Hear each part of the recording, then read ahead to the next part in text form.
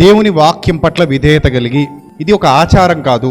అలా అని ఈ రొట్టెలోకి ద్రాక్షారసంలోకి ఏ శక్తి రాదు. బాగా అర్థమవుతుందా? శక్తి ఎక్కడుంది? మీ హృదయంలో ఉంది. ఆ శక్తి పేరు పరిశుద్ధాత్మ శక్తి. పరిశుద్ధాత్మ శక్తి మీ హృదయంలో ఉంది తప్ప ఇప్పుడు మీకు పంచిపెట్టబడుతున్న రొట్టెలోకి ద్రాక్షారసంలోకి దేవుడు ఆకాశం నుంచి ఏ శక్తిని పంపించడు.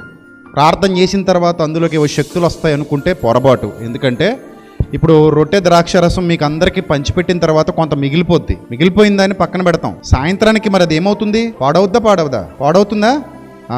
కాబట్టి యేసు దేహం కుళ్ళిపోలేదు, యేసు శరీరం కుళ్ళు పట్టలేదు. అర్థమైందా?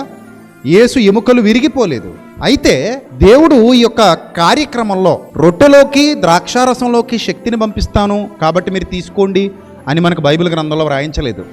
కొంతమంది తెలియక మోసపోతున్నారు, సత్యం ఎరుగక. అలా వదిలేస్తే సాయంత్రానికి ఆ రొట్టె కూడా పాచిపోద్ది, వాసన వస్తుంది. అలా వదిలేస్తే ద్రాక్షారసం కూడా సాయంత్రానికి ఏమైపోద్ది? పాడైపోతుంది.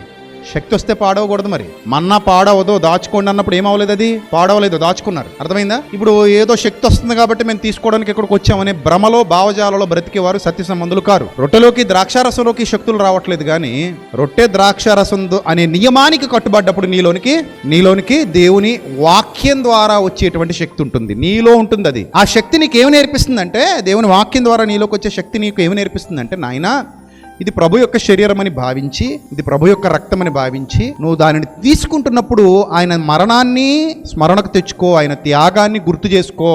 ఆయన త్యాగం నీ కళ్ళ ముందు కనబడాలి. తద్వారా నీ బాధ్యత నీకు గుర్తు రావాలి. నువ్వు ఎవరివో నీకు గుర్తు రావాలి. నువ్వు తిరిగి జన్మించడానికి కారణం ఎవరో నీకు గుర్తు రావాలి. నువ్వు ఏం చెయ్యాలో నీకు గుర్తు రావాలి. నీ బ్రతుకు ఎలా ఉండాలో నీకు గుర్తు రావాలి. అందుకు నువ్వు ఈ బలలో చేయమంచాలి. అప్పుడు నీ స్మరణకు రావాల్సింది, నా కొరకు నలుగొట్టబడిన నా ప్రభుదేహం రొట్టె వలె నలుగొట్టబడింది. దానికి సాదృశ్యంగా రొట్టెలో చెయ్యి ముంచుతున్నాను. నా కొరకు చిందింపబడినటువంటి ప్రభు రక్తం ద్రాక్షారసం వలె అక్కడ నేల కారింది కనుక ఈ ద్రాక్షారసాన్ని ప్రభు రక్తానికి సాదృశ్యంగా భావిస్తున్నాను. ఇప్పుడు నాలో కలుస్తున్నటువంటి ఈ ప్రభు యొక్క శరీరము, ప్రభు యొక్క రక్తము నా అంతరంగాన్ని శుద్ధీకరించింది, నన్ను బలపరిచింది, నేను ఆయన వాడనని గుర్తు చేసింది.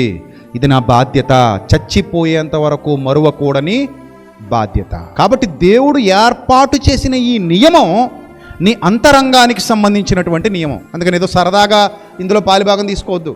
ఏదో రొట్టె వచ్చింది తీసుకున్నాం, తినేసాం, సరదాగా తినేస్తున్నాం. ఒక చర్చిలో చూశాను, రొట్టెలా పట్టుకెళ్తుంటే కొంతమంది పెద్ద మొక్కలు తీసుకుంటారు, కొంతమంది చిన్న మొక్కలు తీసుకుంటారు. ఒకడేమో గుప్పుడు తీసుకు తినేస్తుంటాడు, ఒకడు 2-3 గ్లాసులు తీసి తాగుతుంటాడు.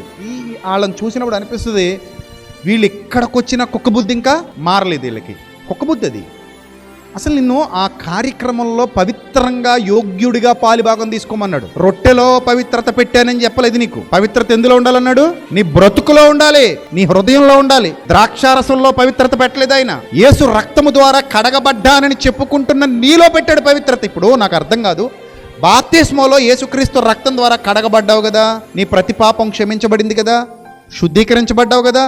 అప్పుడు పరిశుద్ధాత్ముడు నీలోనికి వచ్చి ఎప్పటికీ నీతో ఉంటాను, నిన్ను విడువను ఎడబాయను, నిన్ను అనాథులుగా విడువనని వాగ్దానం చేశాడు కదా. ఆయన మీలో ఉండును, మీతో కూడా నివసించును అని వాగ్దానం యోహాను సువార్తలో చదువుకున్నాం కదా. మళ్ళీ రొట్టెలోకి పవిత్రత రావడం ఏంటి? ద్రాక్షారసంలోకి శక్తి రావడం ఏంటి? అలాగే ఉండదు. బైబిల్ ఎక్కడ చెప్పలేదు. అది నీ అభూత కల్పన, అజ్ఞానపు వాదన. నీలో ఉంది శక్తి, దేవుని శక్తి. మీరు ఆత్మతో అభిషేకింపబడిన వారు. ఈ ఆత్మాభిషేకం పొందుకున్నటువంటి మీలో ఒక నియమాన్ని దేవుడు ఏర్పాటు చేశాడు. ఆ నియమం ఏంటంటే, మరువక ఎల్లప్పుడూ జ్ఞాపకార్థముగా నన్ను జ్ఞాపకము చేసుకున్నటకై దీనిని చేయుడి, జ్ఞాపకము చేసుకున్నటకై దీన్ని చేయుడి. నీకు అది జ్ఞాపకార్థంగా నీ కళ్ళ ముందు కనబడుతుంది. ఈ రొట్టె వలె నా ప్రభు దేహం నలుగొట్టబడింది, ఈ ద్రాక్షారసం వలె నా ప్రభు రక్తం చిందింపబడింది. నేను ఒక నియమానికి కట్టుబడ్డాను, ఒక నిబంధనకు కట్టుబడ్డాను. చావు వరకు ఈ నిబంధనను నేను విడిచిపెట్టకూడదు, ఈ నిబంధనను నేను వైదొలికి పోకూడదు. కనుక నమ్మకస్తుడిగా, యథార్థవంతుడిగా ఆయనలో, ఆయన సేవలో వాడబడాలి. ఆయన చిత్తం నా బ్రతుకు ద్వారా నెరవేర్చబడాలి. ఆయన ఎలాగైతే తన ప్రాణం పెట్టాడో నేను కూడా నా సహోదరుల కొరకు ప్రాణము బద్ధుడనై బద్ధురాలనై ఉన్నాను. ఇది నా బాధ్యత. నా బాధ్యతను నాకు గుర్తు చేసే కార్యక్రమం ఇది. నేను మరలా పాపంలో పడిపోకూడదు, నేను మరలా లోకంలోకి వెళ్ళిపోకూడదు, ప్రభు త్యాగాన్ని నేను గాలికి వదిలేయకూడదు. నిశ్చలమైన బుద్ధి కలిగిన వాడనై, స్థిరమైన బుద్ధి కలిగిన వాడనై కడవరకు నమ్మకంగా బ్రతకాలి అనేది దేవుని యొక్క ఆలోచన. అది మనకి కార్యక్రమంలో నెరవేరుతుంది. అందుకే బాప్తిస్మం పొందిన వారు మాత్రమే ఇందులో చెయ్యి ముంచుతారు. అర్థమైందా? బాప్తిస్మం పొందని వారికి ఇందులో చెయ్యి ముంచే అవకాశం లేదు, దేవుడు ఇవ్వలేదు. బాప్తిస్మం పొందిన వారు మాత్రమే ఈ కార్యక్రమంలో పాలిభాగస్తులు అవుతారు. వారు దేవుని పనిలో నిందారహితులుగా వాడబడతారు. మంచి పోరాటం పోరాడతారు. కడవరకు నమ్మకంగా పరిగెడతారు. ఆయన కార్యాభివృద్ధి అందు ఎప్పటికీ ఆసక్తి పరులుగా ఉంటారు. ఆయన చిత్తాన్ని నెరవేర్చి లోకాన్ని విడిచిపెట్టి వెళతారు. శక్తి ఏదైనా ఉంటే మనలో ఉంటుంది తప్ప బాహ్యమైన పదార్థాలలో ఉండదు. గనుక ఈ విషయాన్ని గుర్తుపెట్టుకుని సత్యము ఎరిగిన పిల్లలుగా ముందుకు కొనసాగాలి. అన్ని సత్యాలు కాదు, కొన్ని అసత్యాలు ఉన్నాయి లోకంలో. ఆ అసత్యాన్ని విస్మరించి సత్యమెరిగిన బిడ్డలుగా ముందుకు కొనసాగుతూ ఆయన పనిలో పాలిభాగస్తులుగా, నమ్మకస్తులుగా, యథార్థవంతులుగా మీరు మీ పరుగును కడముట్టించాలని మీ అందరికీ మరొకసారి నేను హెచ్చరిక చేస్తూ ఈ విషయాన్ని గుర్తు చేస్తున్నాను. ఎప్పుడు మర్చిపోకండి, రొట్టెల్లో చేయి ముంచుతున్నావా, ప్రభు యొక్క శరీరాన్ని జ్ఞప్తికి తెచ్చుకోండి. జ్ఞాపకార్థంగా జ్ఞాపకమునకు తెచ్చుకోండి. ఆ ద్రాక్షారసాన్ని తీసుకుంటున్నావా, స్వీకరిస్తున్నావా, ప్రభు యొక్క రక్తాన్ని స్మరణకు తెచ్చుకోండి. ఆయన త్యాగాన్ని స్మరణకు తెచ్చుకోండి. ఆయన లేకపోతే నాకు ఈ బ్రతుకు లేదు అని వెంటనే మీ మనసుతో చెప్పుకోండి. అర్థమైందా? ఆయన వలననే నేను ఈరోజు ఈ స్థితిలో ఉన్నాను. అపరాధముల చేత, పాపముల చేత చచ్చిన నన్ను నా ప్రభువు త్యాగం ద్వారా ఏం చేశారు? బ్రతికించారు. ఆయన శిలువ మరణమే నాకు శరణమైంది. నేను క్రీస్తునందు కొత్తగా జన్మించిన వాడను, జన్మించిన దానను. ఆయన త్యాగానికి గుర్తుగా ఇదిగో నేను ఈ పాలిభాగం తీసుకుంటున్నాను. నేను రొట్టెలో ద్రాక్షారసంలో పాలిభాగం తీసుకుంటున్నాను. ఇది నేను చిరస్మరణీయంగా గుర్తుపెట్టుకోవాల్సినటువంటి కట్టడ, నా బాధ్యతలను నాకు గుర్తు చేస్తున్నటువంటి ప్రభు యొక్క ప్రభావవంతమైన కార్యము అని గుర్తుపెట్టుకోండి. ఇది మర్చిపోయి రొట్టెలకు శక్తి వస్తుంది, ద్రాక్షరసాలకు శక్తి వస్తుంది అంటే మీరు కూడా లోకస్తుల్లాగా పదార్థాల మీదకు దృష్టి నిలుపుతారు. పదార్థాల మీద కాదు దృష్టి నిలపవలసింది, ప్రభువు మీద నిలపాలి దృష్టి. అది మీ స్మరణకు గుర్తురాలి. ఒక ఎగ్జాంపుల్ చెప్పి నేను ముగిస్తాను. మంగళసూత్రాలు వేసి తిరుగుతున్నారు అక్క చెల్లెమ్మలందరూ. భర్త ఇంపార్టెంటా, మంగళసూత్రం ఇంపార్టెంటా? కరెక్ట్గా చెప్పాలి. భర్త ఉండబట్టే దేనికి విలువిచ్చాం? మంగళసూత్రానికి విలువిచ్చాం. భర్త ఉండబట్టే ఉంగరానికి విలువిచ్చాం. అంతేనా? అదే భర్తే లేనప్పుడు వాటితో ప్రయోజనం లేదు. క్రీస్తుని బట్టే రొట్టెకు విలువ పెరిగింది, క్రీస్తుని బట్టే ద్రాక్షారసానికి విలువ పెరిగింది.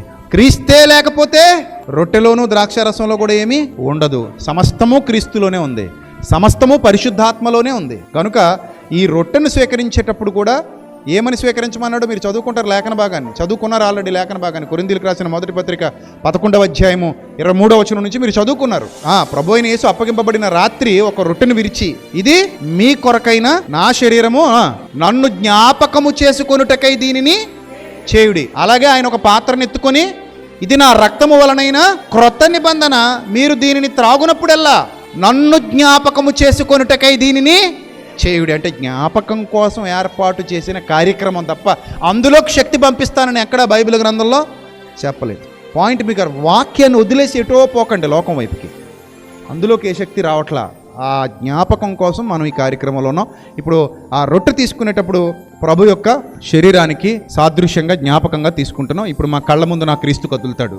సిలువ వేయబడిన వాడైనట్టుగా ఆయన మీ కన్నులు ఎదుట ప్రదర్శింపబడిన కదా అన్నాడు గలతీ పత్రికలో. కాబట్టి ఆ సిలువ త్యాగాన్ని ఎప్పుడు దృష్టిలో పెట్టుకోండి, అప్పుడు మీరు లోకంలో కలిసిపోరు. ఆ సిలువ మరణాన్ని ఎప్పుడు మీ దృష్టిలో పెట్టుకోండి, అప్పుడు మీరు లోకంలో కలిసిపోరు. అందుకే పరిశుద్ధాత్ముడి కార్యంలో నేను పాలు పంపులు పొందమన్నాడు, యోగ్యముగా పొందమన్నాడు. అయోగ్యముగా కాక. ఎలా తీసుకోవాలి రొట్టె ద్రాక్షరసాన్ని? యోగ్యంగా, ప్రభు యొక్క సిలువ మరణాన్ని హృదయంలో ఉంచుకున్నవారుగా ఈ యొక్క కార్యంలో మీరందరూ పాలిభాగస్తులు కావాల్సిన వారై ఉన్నారు. అలా లేనప్పుడు మీరు శాపగ్రస్తులు అవుతారు. సాధారణంగా ఏదో వచ్చాము తీసుకుంటున్నాం, యోగ్యత లేదు, ఏమీ లేదు, మనం ఇష్టం వచ్చినట్టుగా బతుకుతూ ఉంటాం. ప్రభు యొక్క మరణానికి, ఆయన త్యాగానికి విలువ ఉండదు మా బ్రతుకుల్లో. కానీ వచ్చి రొట్టె ద్రాక్షరసం ప్రార్థన చేసుకుని సిలువ పాట పాడుకుంటూ తింటామంటే కనుక అది ప్రయోజనకరం కాదు. కాబట్టి మీ భక్తి జీవితాన్ని పరీక్షించుకోవాలని మరొకసారి మీ అందరికీ తెలియజేస్తూ, మీ సువార్త పరిచర్య విధానం ఎలా ఉందో పరీక్షించుకోవాలని మీ అందరికీ మరొకసారి తెలియజేస్తూ నా యొక్క ఈ హెచ్చరికలు ముగిస్తున్నాను.